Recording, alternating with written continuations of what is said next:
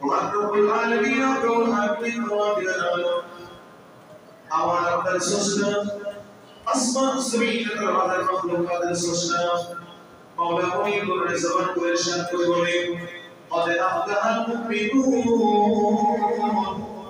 নিশ্চয়ই সফল কাম হয়েছে তারা যারা মুমিন ইমানদার মুত্তাকি হতে পেরেছে সুবহানাল্লাহ। আজকের এই পবিত্র মাহে রমজান মুবারকের পবিত্র জুমা দ্বিতীয় জুমার নামাজ আদায়ের লক্ষ্যে আমার অত্যন্ত প্রাণপ্রিয় অত্র এলাকার অত্র মসজিদের মুসল্লিয়ান কিরাম যারা এসেছেন, যারা আসছেন, যারা আলোচনা শ্রবণ করছেন, মেহমানি ওয়া রাহমাতুল্লাহ, আসসালামু আলাইকুম ওয়া রাহমাতুল্লাহি ওয়া বারাকাতুহু। আমরা ওই মহান রবের দরবারে শুকর আদায় করি যে মহান প্রভু দয়া করে মায়া করে আমাদের প্রত্যেককে ইহসান করেছেন, রহমত করেছেন, রহমত করছেন, রহমত করবেন। যে আল্লাহ তাআলা সেই মহান প্রভুর শুকর করে জামান পুরো জীবনকে পড়ি আলহামদুলিল্লাহ। সাথে সাথে নবীজি রহমাতুল লিল আলামিন দরবারে দুরূদ সালাম পেশ করছি যে নবীজি আমাদেরকে সব কিছু সহজ করে দিয়েছেন। আল্লাহর দেওয়া একটা জীবন ব্যবস্থা আমাদেরকে উপহার দিয়েছেন।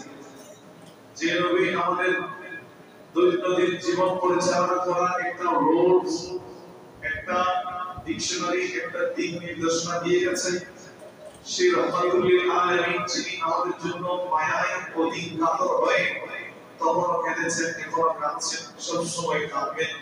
ওই নবীজির কদমে দরুদ শরীফের হাদিয়া নাজরানা পেশ করছি এবং নবীজিকে শুকর আদায় করছি। সকল আয়াত পড়ে আলহামদুলিল্লাহ।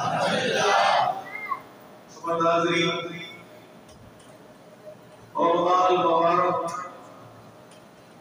চলমান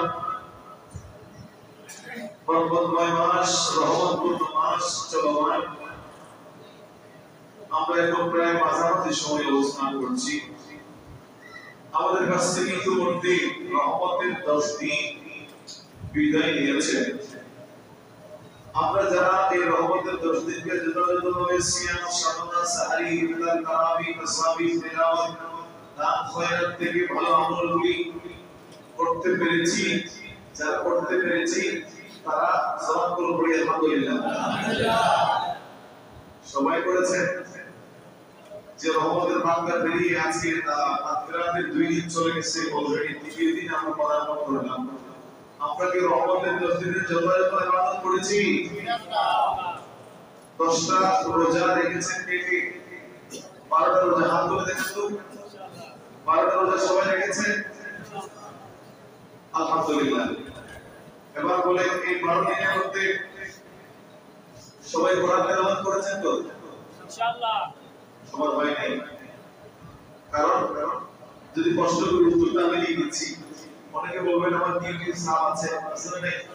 অনেকে দেখি সকালে সাহরি গ্রহণ করার পরে নামাজ পড়ে ডিউটিতে চলে যায়, আবার আসে রাত্রে এই ক্লান্ত পড়ার শরীর নিয়ে আমার একত রমজান মুবারক চলমান, সেখানে অনেক ইবাদতের বসা আসলেই কঠিন, ঠিক না?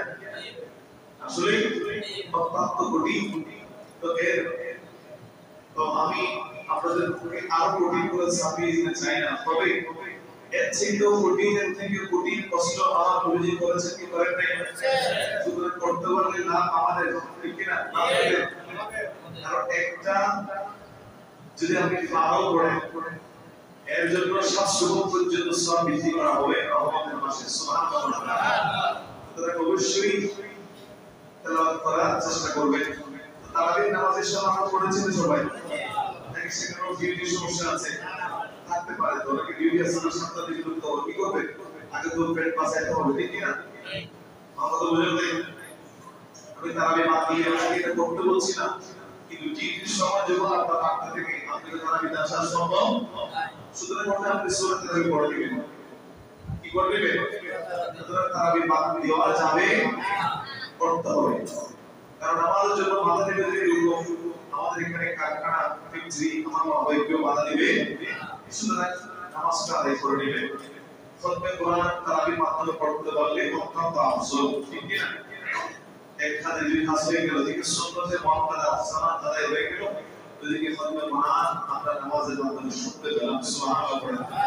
যাই হোক, এই সময় যেটা আশা করছি আপনাদেরকে আমি কনফিউজ করতে চাচ্ছি না, জিজ্ঞাসা করতে চাচ্ছি না, প্রত্যেকেই আমল করার আমরা চেষ্টা করি অন্ততপক্ষে রমজানুল মুবারকে, কারণ এটা রহমত মাগফিরাত নাজাতের একটা মাস। এই মাস আখিরাতের মাস নয়, এই মাস কর্মশীলতার মাস নয়, এই মাস হচ্ছে কঠোর হার্ড পরিশ্রম করার মাস। কথা বলে ঠিক না? যে যত বেশি পরিশ্রম করে তার মজুরিও তত বেশি। কথা বলেন আসে কিনা? আপনাদের চাকরি করেন, সেখানে ওভার ডিউটি যখন করেন এখানে মজুরি একটু বেশি আছে না? সুতরাং ওভার ডিউটি যদি করতে পারেন মজুরি বেশি আছে না? নাই? সব সময় তো আছে। এই মাসের মধ্যে ওই মজুরিতে আগে ছিল 1-10, এখন ওটাকে বাড়িয়ে 700 পর্যন্ত করা হয়েছে রহমতের মাসে। সুবহানাল্লাহ। সুতরাং মজুরি আপনার 700 গুণ বেড়ে গেছে। এই বাড়িয়ে দিয়েছেন কে? আল্লাহ দিলে কি কমে যাবে? এটা আমাদের জন্য আল্লাহ তাআলা ইহসান করেছেন। কি করেছেন? ইহসান করেছেন। আল্লাহ জিনিসগুলো নিয়ে যদি দেওয়া বিধানগুলো নিয়ে যদি জাস্টিফাই করি, আমরা চিন্তা করি, তাহলে বুঝবো প্রত্যেকটা জিনিস আমাদের জন্য এগুলি আল্লাহর দেওয়া একটা নিয়ামত, একটা উপহার। সুবহানাল্লাহ। আমরা এগুলি থেকে দূরে আছি, সেজন্য আমাদের জীবনে অশান্তি, বিভিন্ন ধরনের সমস্যা। আল্লাহ তাআলা আমাদের প্রত্যেককে মুনিবের গোলামি আদায় করার তৌফিক দান করুন। আমিন। আমার হাজির সবাই সম্মিলিত আমি আমার আলোচনায় করতে যাচ্ছি। আমি যে আপনার সূরা মুমিনুনের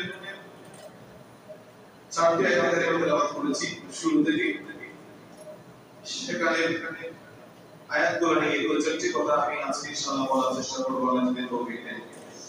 বিসমিল্লাহির রহমানির রহিম। قد أفلح المؤمنون الذين هم في صلاتهم خاشعون والذين هم عن اللغو معرضون والذين هم للزكاة فاعلون. سبحان الله. وعن رب العالمين يقول حمد وجلاله আমার আপনার স্রষ্টা, আসমান জমিনের আমাদের মাখলুকাতের স্রষ্টা মাওলা মুনিব করে জবান করে শান করে বলে قد أفلح المؤمنون নিশ্চয়ই সফলকাম হয়েছে তারা যারা মুমিন ইমানদার মুত্তাকি হতে পেরেছে। সুবহানাল্লাহ। قد أفلح المؤمنون মুমিনরা সফল হয়েছে। কথা বলেন তারা, আমার তো মানে যে বলেন কারা সফল হয়েছে? আল্লাহ ইরশাদ করেছেন আল্লাযীনা ফি সালাতিহিম খাশিউন, যারা সালাতে বিনয়ী এবং নম্র হয়েছে। সুবহানাল্লাহ। ওয়াল্লাযীনা হুম আনিল লাগwi মুরিদুন, এবং যারা অনর্থক কাজ থেকে নিজেকে বিরত হয়েছে। والذين هم للزكاة فاعلون, আর যারা যাকাত দানে সক্রিয় হয়েছে। আমার ভাইরা, এখানে প্রশ্ন, প্রথম আয়াত আল্লাহ বললেন قد أفلح المؤمنون, সফল হয়েছে কারা? জোরে বলেন না।